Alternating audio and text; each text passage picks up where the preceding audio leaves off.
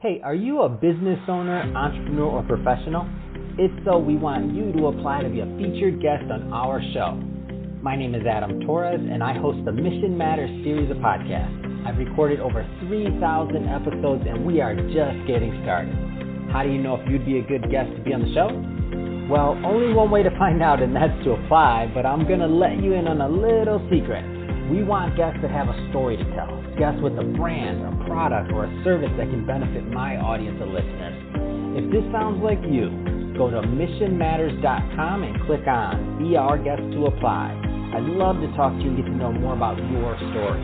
Again, head on over to missionmatters.com and click on Be Our Guest to apply. All right, now let's get into the show.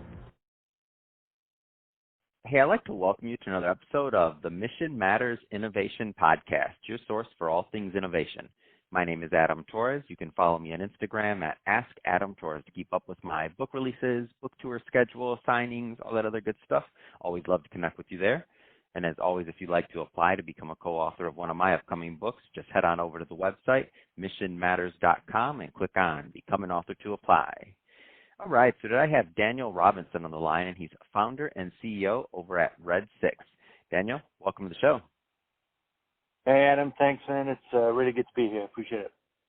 Oh, well, well, thank you for coming on the show. And I had a lot of different guests on the Innovation Podcast, but to date, I think this is the first time we're covering this topic, so I'm excited to get into it. So we will talk about the importance of innovation in the combat pilot community and why our airspace may be at risk. So maybe just to get us kicked off, tell us a little bit more about what you're doing over at Red 6, please. Yeah, absolutely. So by way of background, I was a fighter pilot, lucky enough to fly the F-22 for the United States Air Force. And Red 6 was formed to solve a training crisis that I experienced during my time in the service, and that has only kind of continued to worsen since I left. And that is very simply, every time a fighter pilot goes up to fly and train, they need someone to fly and train against. And that's a multi-billion-dollar-a-year problem that we have not been solving. It's very expensive. It's very asset-intensive, of course, on the airplanes that we have. We don't necessarily have the amount of pilots we need to provide those adversary aircraft. And I think most importantly of all, and linked to why we may be at risk, is that whilst we've been involved in counterinsurgency warfare in the Middle East for the last 20 to 30 years, supporting troops on the ground, two things have happened on the world stage. You've seen the reemergence of Russia as a state actor, and I think critically and perhaps most importantly of all is the rise of China and the pace of innovation coming out of China. And that is very significant because it is very difficult for us to simulate the kind of advanced threats that were coming out of China in a training environment. We don't have the platforms that are capable of doing it. And so what we've done at Red 6 is we've made a world-first breakthrough in the use of augmented reality, and we've enabled augmented reality to work outdoors and in dynamic environments. And we're taking that and applying it to the combat environments such that we've created a world, or a system called ATARS, which gives us access to a world we're calling carbon.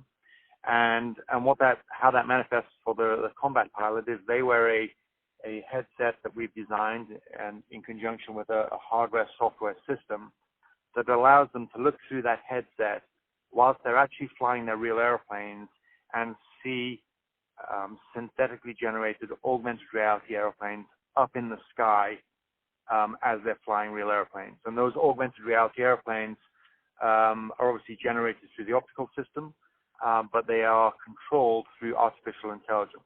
So imagine looking out of the window and seeing an airplane that isn't really there, that is flying against you and thinking and fighting against you. And what that does is it offers a new paradigm shift in what is possible for combat training, because if we have the intelligence on the platforms that we may be called to go against, then we can simulate them because it's just code. So behavior based on performance, based on flight physics. Secondly, it frees up the need for us to use our assets, our precious, expensive assets like F-22s and F-35s as adversary aircraft. Thirdly, it frees up our pilot force because, we are critically short of frontline experienced fighter pilots. And every time those fighter pilots are going up there pretending to be bad guys, we're not doing what we should be doing, which is training to be good guys. And the two things are fundamentally different. And the final thing I would offer is that the value proposition it offers us is, if I want to go up and fly 4 aircraft against 4 aircraft, traditionally that would be 8 aircraft and all of the pilots and costs associated with that. And if you take an F-22, it's say somewhere between $40,000 to $70,000 an hour to operate. If I can now replace 4 of those aircraft with synthetic airplanes, then I'm providing huge financial offsets as well. So the use of augmented reality in conjunction with artificial intelligence represents enormous value proposition for how we train and ultimately how we'll fight. Wow, that's amazing. And what I love about HRs and what I love about this, about what you've done is you essentially, and I love when business owners do this. To me, this is where the best ideas come from. This is where the best innovation comes from. It's when you really go out and you solve a problem that you had yourself, right? Absolutely. I think it was Richard Branson that maybe said it. And he said, look, if you want to start a business, go find a problem that really annoys you and solve it. And that, in very simple terms, is what I've done. But it's a flippant way of explaining it. But the problem I'm talking about is an existential problem for the United States Air Force and represents a national security crisis. So it's something that we're very proud to be tackling. We're very proud of the technology and its role that it will inevitably play in solving a lot of pain points for the U.S. military. That's amazing. So let's talk about how you see HRs really working in the combat pilot training sector overall. Like, how do you see this fitting into what's the current practices and the adoption of it? Because I know it's not easy to get people to move, right? Yeah, sure. I mean, it's funny because the DoD used to be the place, where all of the innovation and all of the leading edge technology happened, and indeed Silicon Valley was kind of built upon that. The opposite is true now. All of the innovation is going on outside of the DoD at a far quicker pace than the DoD is culturally used to adopting. But there's been some big changes made inside of DoD, led by visionaries like Dr. Will Roper, that are trying to embrace the pace of innovation and engender a culture inside of DoD that not only encourages it but incentivizes it. And so that's the first thing I'd say in terms of adoption of the technology and how we see it adding value. Initially, it was designed to solve the quote unquote red air training crisis. How do we provide adversary aircraft for our experienced combat pilots to go train against? And that is a huge part of the value of what ATARS offers us. But the reality of it is that we are critically short of pilots, and the pilot production pipeline represents a significant crisis for the U.S. military as well. And so we started looking up and down the value chain of not just how do we train experienced tactical operators, but how do we use this technology to train baby pilots, from the fundamentals of formation flying, air-to-air refueling, even the basics of tactical training. For fighter pilots and tactical flyers, once we figured out how to take off and land and fly an airplane, the rest of our flying is normally done with a wingman. Well, guess what? That wingman requires a pilot, an airplane, a supply chain, fuel logistics, and all of the costs associated with it, and those airplanes are aging. So the ability to replace the need for a wingman with, let's say, putting an instructor on the ground in a virtual reality headset, flying an avatar of him or herself up in the air against a student who is up in the air flying a real aircraft. Well, there's a 50% cost saving right there. And all of the associated, the maintenance of the airplanes and stuff that goes with that. So there are some fundamental building blocks that we put in place to build pilots that this technology directly addresses as well. And we're very excited about the rollout of it. We've demonstrated it now. We've had over 50 demonstrations to the U.S. military. We've had over 450 hours of flight test in our own aircraft inside the company. And what we're really excited about this year is the integration into our first U.S. Air Force platform, which will be a T-38.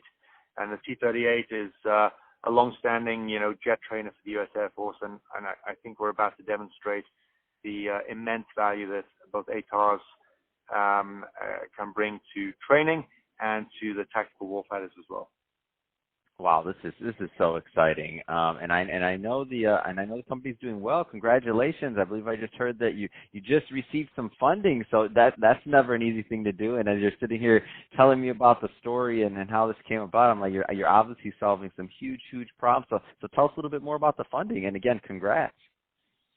Yeah, thank you. I mean, obviously, it's the world of the venture capital route that we're working through is notoriously challenging. But what seems to be happening with Red 6 is the further we get along in this journey, the easier it seems to be to raise funding. So I think in total now we've raised somewhere in the region of $14 million. Our latest round was a $7 million round of financing led by Red Cell Ventures, Octave Ventures, Snowpoint Capital, and then some of our existing previous investors, Moonshots Capital, I engaged.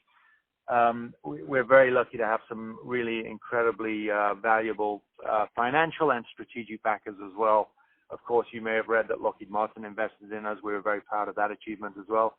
So we really do have a great investor base that are supporting us, not just with dollars, but strategic value add as well. So there's a lot of pace, a lot of momentum behind the company right now, and a lot of inbound interest, which we're extremely excited about and very, very grateful. Man, this is great, Daniel. Well, hey, I want to say first off, I'm a big fan of the work you're doing, what you're doing to secure our airspace and to really just add value and be of value, and love the concept, love what's going on at Red 6. And so that being said, Daniel, if somebody is watching this or listening to this and they want to learn more about Red 6 overall and they want to follow your work, what's the best way for people to do that? Sure, absolutely. So my social media on Instagram, you can find me at Red6CEO. That's the number 6, so Red6CEO. That's my Instagram page. And then the website is red6ar.com. And if you go onto the website, there's some cool videos. There's a good news page, which will keep you up to date on all the progress.